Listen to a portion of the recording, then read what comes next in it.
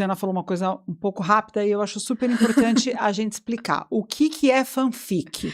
Vamos lá. A fanfic, ela é uma história criada por um fã. Leitura, né? Basicamente um livrinho, digamos assim. Ela é uma história criada por um fã em texto que é sobre um artista, um personagem. filme, um personagem. Ela pega um universo. É um spin-off criado pelo fã. Exatamente. Você tem um exemplo? 50 Tons de Cinza nasceu como uma fanfic de Crepúsculo. Como assim? Era uma história, os nomes, né, na história original, não eram os nomes que a gente vê hoje, não é o Christian Grey, né, não é Tá. não é a história sobre Mas ele. a sinopse, digamos. O personagem Christian Grey era um personagem de uma fanfic de Crepúsculo. Então, um fã de Crepúsculo, dentro de uma plataforma, nos comentários, desenvolveu ali, colocou esse personagem, e aí a produtora ou o estúdio desenvolveu a história dos 50 Tons? Aí, o que especificamente com 50 Tons de Cinza, o que aconteceu? Teve muito acesso, e aí a escritora transformou num livro não relacionado ao universo, né, ela não conectou com o IP de Crepúsculo. Ela pegou a história dela, que é uma história que só usava os personagens de Crepúsculo, né, não era sobre o universo, então ela fez umas modificações, vendeu como livro, e aí virou a história que a gente conhece hoje. Então, fanfic é uma história criada pela comunidade de fãs que se realiza. Em muitos casos, Em sim. muitos casos, Em sim. muitos Olha que casos, sim. interessante. E fandom? O que é fandom? É Fandom o novo fã-clube? não é um novo fã-clube. Qual a É diferença? diferente. Porque o fã-clube eu já fui dona de fã-clube, tá? Quando eu tinha 12 anos Qual? e eu amava os Jonas Brothers.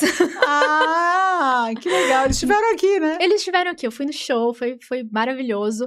E os fã-clubes existem até hoje. O fã-clube é uma conta dedicada ao artista pra postar update, postar notícia. Fã-clube. Fã-clube. O fandom, ele é eu gosto de falar que ele é um ecossistema, porque eu faço parte do fandom da Taylor. Eu adoro a Taylor, eu sigo tudo. Vejo as músicas, vejo o que ela posta, vejo os lançamentos, acompanho os easter eggs, mas eu não tenho um fã-clube. E eu interajo com ela, eu não necessariamente interajo Com os outros fãs. Então o fandom é um grupo de pessoas, é a comunidade. Então, e o dom, o fã e o dom, qual que é a relação gramatical ali? Tem? Não sabemos. Com certeza tem. Deve ter alguma coisa da língua inglesa ali. É. Tá, então, então estamos aqui aprendendo com Luciana Alvarez. Então, fanfic significa histórias criadas por fãs que podem se desenvolver como novos IPs ou como spin-offs, outros braços da história, né? E fandom é a comunidade, que não necessariamente se reúne como faziam os fã-clubes, mas consomem aquilo com muita devoção. Sim. Tá, e qual que é a participação dos fandoms e das comunidades nessa evolução, nessa cultura da participação, vamos chamar assim, né? Eles, de fato, têm uma importância, são ouvidos. Me dá outros exemplos de virada de chave onde a comunidade, de tanta força, de tanta relevância, ditou regra. O fã, pra mim, ele sempre quer mais. Ele gosta muito de um filme, ele quer mais daquele filme. Mas o filme tem uma duração específica, né? Então ele fica ali caçando conteúdos relacionados àquilo pra, de fato, poder consumir mais e ficar imersivo nesse universo, né? Ele consegue ressuscitar histórias antigas, IPs, sempre falo IP aqui, gente, que é Intellectual Property, que é o que eu chamo de propriedade criativa, né? Então, a Taylor Swift é uma propriedade, a gente citou aqui os 50 Tons, o Harry Potter é uma propriedade. No Brasil, a gente tem as nossas que eu gosto de falar, que a gente tem o Pica-Pau Amarelo, a gente tem a Turma da Mônica, né? A gente tem o Menino Maluquinho, a gente tem o Porta dos Fundos, para não falar só os infantis, né? A gente tem o Porta dos Fundos e outros, né? A gente tem muito potencial para crescimento. Mas a gente vê recentemente conteúdos nostálgicos sendo ressuscitados pelos fãs. Como que é isso para você? Como que funciona? Tem um exemplo muito legal da série Suits, que começou muito no TikTok ali. Tem um estilo específico de vídeo hoje em dia que chama Fan Edit. Fan Edit. Explica Fan Edit para as pessoas. Fan Edit basicamente é um corte, digamos assim, de várias cenas, com uma música empolgante, com falas específicas, que fazem aquilo ficar muito mais cool, muito mais descolado, e que o fã consegue assistir repetidamente mais daquela história, sem ser a cena crua.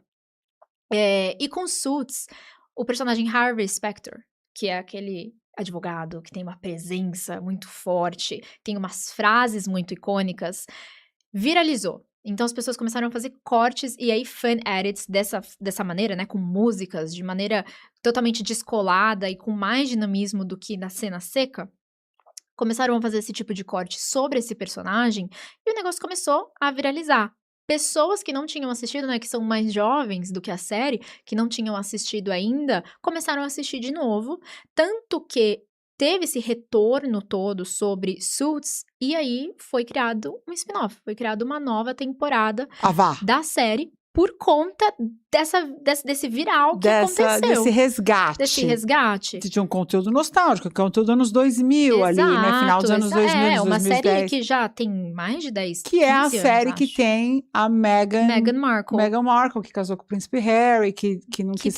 que também tem muito assunto aí que puxa o resgate da série. Mas então o Fan Edits, na verdade, é uma edição dos fãs. É uma edição não dos tem fãs. nada a ver com a plataforma Edit da Meta.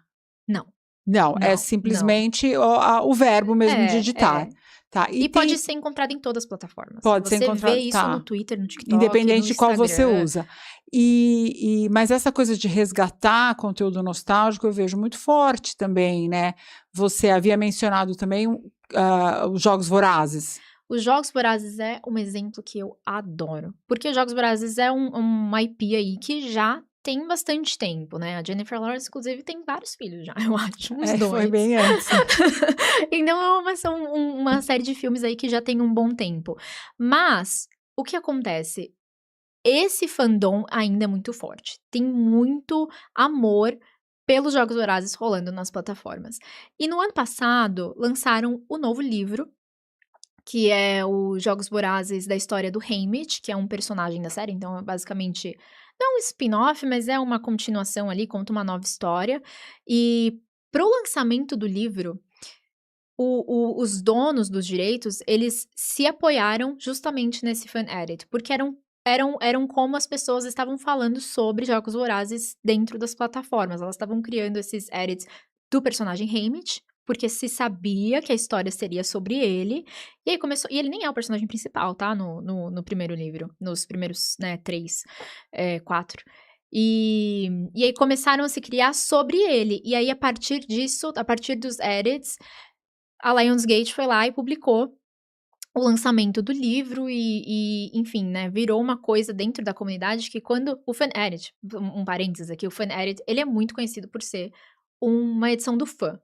E aí, quando a Lionsgate começa a se apoiar nesse formato, tinham muitos comentários, e eu mesma quase comentei isso, que quando o vídeo apareceu, eu falava assim, caraca, é a Lionsgate que tá postando isso, nosso formato basicamente chegou na dona do direito. E aí foi uma forma que a Lionsgate encontrou de conversar com o fã de uma forma orgânica, né? Ok, vamos, a gente vai lançar, a gente tem uma coisa nova aqui pra propor pros fãs, vai expandir o fandom, como que a gente faz isso? Na linguagem de quem já tava amando e falando sobre a série sem parar.